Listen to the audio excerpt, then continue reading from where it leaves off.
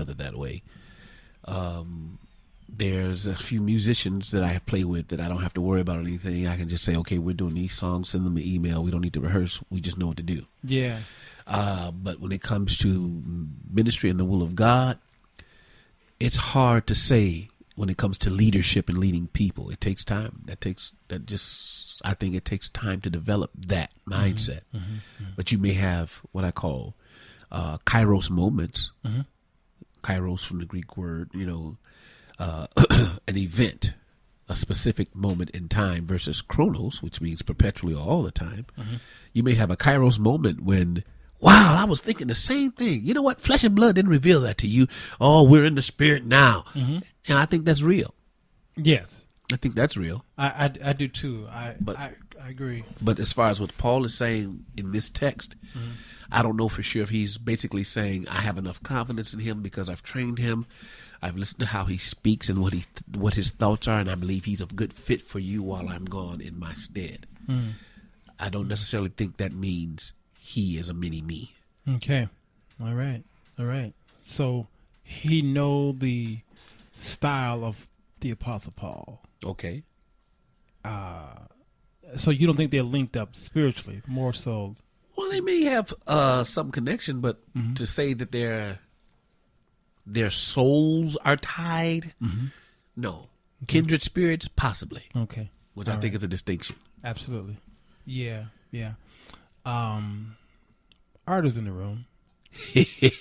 Art, and I want to first say to you that your name came up earlier. You're our special guest on Monday's show. Oh, good Lord. Yes, and the word closet was used a few minutes ago. In the sense of carpentry? Yes. Repair? And yes.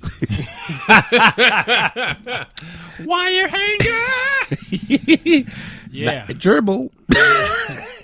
Excuse me. Yeah, and then you walked in the room. Oh. And I have that kind of time. And like the Flintstone song, we'll have a gay old time. Wilma! So how you doing, man? I'm doing great. That's good. Any day above ground. It's a great day, huh? You're doggone right. All right. Being an asthmatic, anytime I can draw breath into my lungs, it's a good day. Yeah. Just put a peppermint in it. We talking about soul ties here. Do you believe in soul ties? Art the Baptist? Yeah, no. Art the Baptist, John the Baptist, okay. Yeah. That's his turn. That's his name on the D. Curtis Random show. Oh, he's Art the Baptist. He's Art the Baptist. I believe in shoe ties. Yeah. I'm a little bit more... Bow ties? I'm a little more inclined to go with the kindred spirit. Yeah. And possibly the understanding of kindred spirit being like-minded as opposed to an actual... spiritual essence. Okay. In the Bible, in the Old Testament, there are many references to spirits, and at times there seems to be two different things they're talking about. There is the disembodied entity of consciousness, as well. Then there is the state of mind that one may be in, and in such kindred spirit. I have a partner, an artist buddy of mine. We used to click like that. We would have a conversation in the morning, and something will come along, interrupt the conversation, whatever the case may be, and later that day or even the next day, we'll pick right up on the word that we left off, and everybody else is like totally lost. And we know we still go and look around like, oh, and then we have to catch everyone else up to speed. I actually had that with an ex of mine also. It was a case of didn't have to explain what I was saying. I could just start talking right off the bat, and they know where I was at, what was going on, and they can go ahead and feed back into that. I've only experienced that with like about maybe 3 or 4 people in my life. Oh, wow. That's not too many people because you only have about 3 or 4 friends. Yeah, this is true. Yeah. so I just don't like people. Alvin, give me 1 Samuel if you can find it. 1 Samuel 18:1. Oh, you're going to Old Testament. 1 Samuel 18:1 if you can.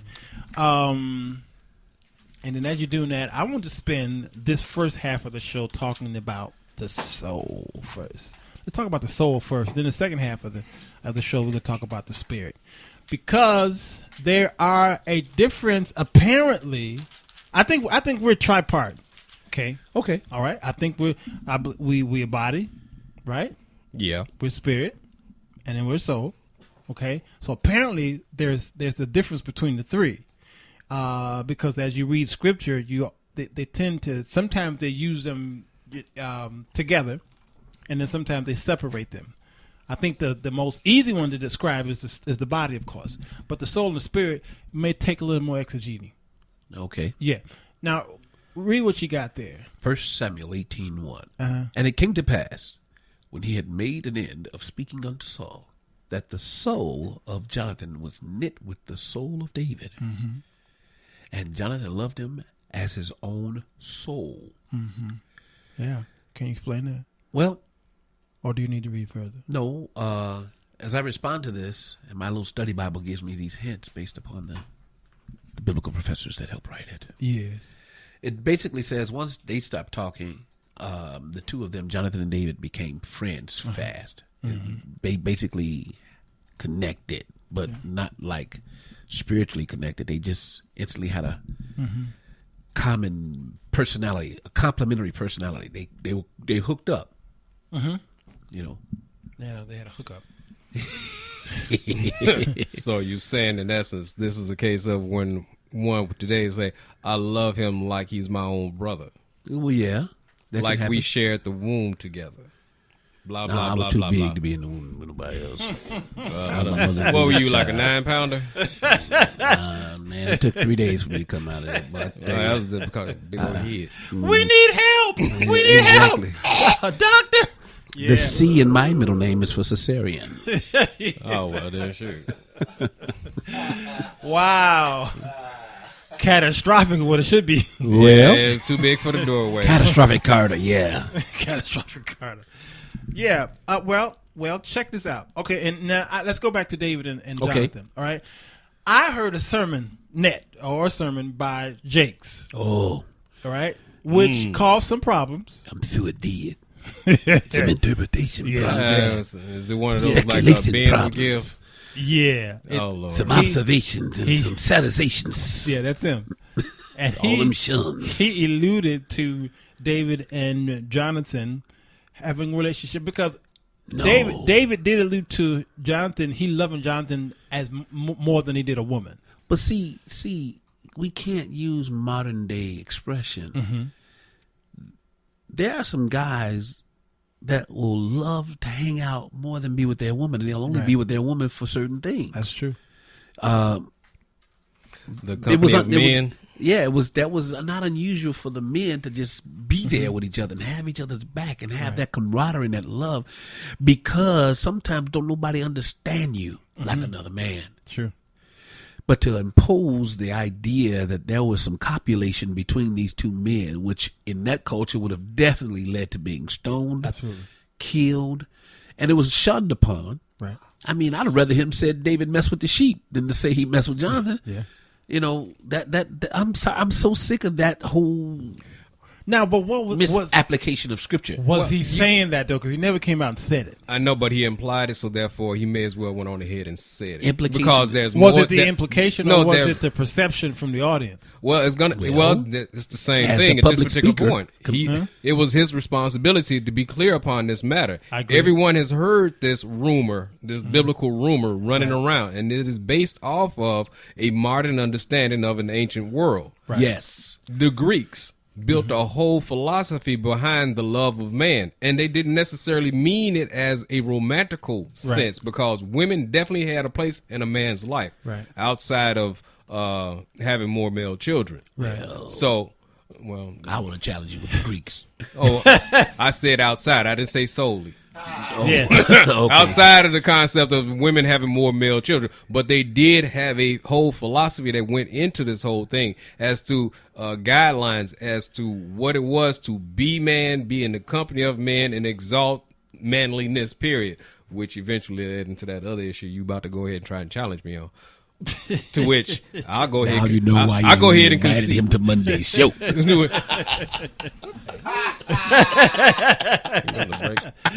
Oh. Anyway,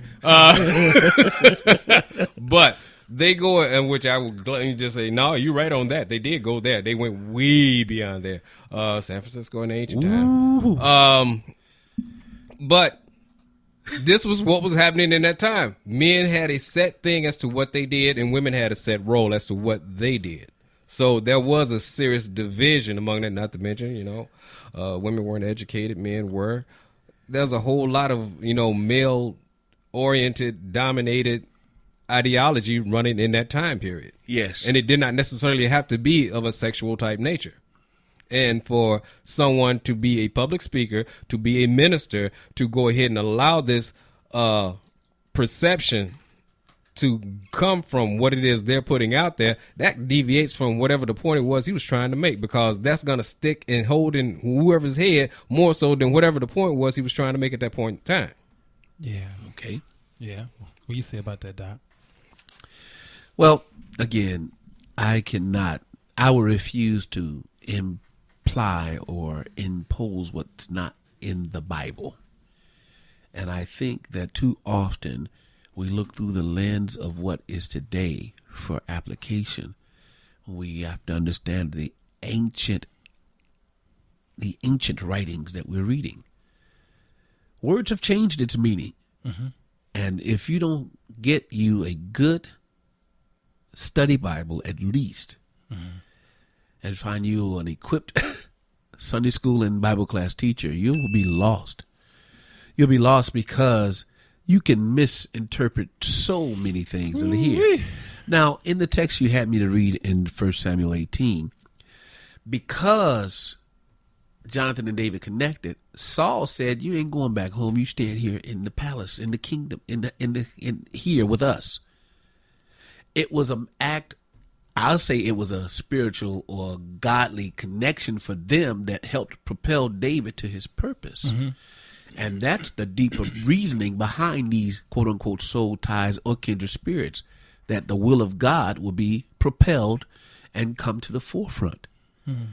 It has to be, because otherwise, what is it for? Yeah. What is it for? So the Greeks had influence on culture, but prior to this time, this is strictly Hebrew. So we can't even touch that. The Greeks hadn't discovered this section of the world yet, as we think or know. For anybody in modern times to use this as a basis to say that anything other than good friends, and you know what? That's a rare find today. Good friends. Mm-hmm.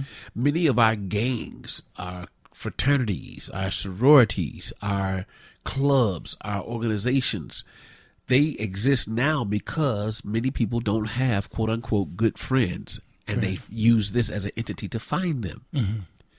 And I always say this: relatives are a coincidence. You pick your family. Mm-hmm. People I'm closer to that are not blood related, that mm-hmm. will do more for me than my blood kin will. Mm-hmm. At the same time, I can also say you're going to have problems at the next family reunion.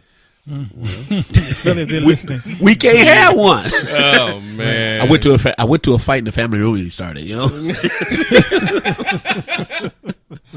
Stop besmirking my hockey.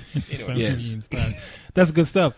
If I will say though that there is the Bible did say something to the fact that there is a friend that sticks closer than a brother. Yes. All right, and there's just, and it didn't say there are many, just that there is a. Yes, a. Implying that there's just one. Indefinite article. A, yes. Yeah, and I agree because I have 6 brothers, okay, 2 sisters, and I will say I have one best friend, and that's my friend who's outside of the family. Well, he's like family because he's my best friend. But I could tell him things that I can't tell my own brothers. Yes. You know what I'm saying? Yes. And we all have that experience. I'm close to a lot of men. I have a lot of men friends. I relate to women more. Yeah, me too. I can relate to them better. But I have very close men friends, and we have boundaries with each other. Yes. And we talk about some things, and we don't talk about some things. That's just the way it is. But my friend Buddy Gill is my close friend, and I'm like David and Jonathan. It's pertaining to him. That's definitely my friend. I don't know when it started, but when it started, it never ended. We can say anything to each other, and we finish each other's sentences. Wendy Smith King said that they should be called purpose ties. Purpose ties. Yes.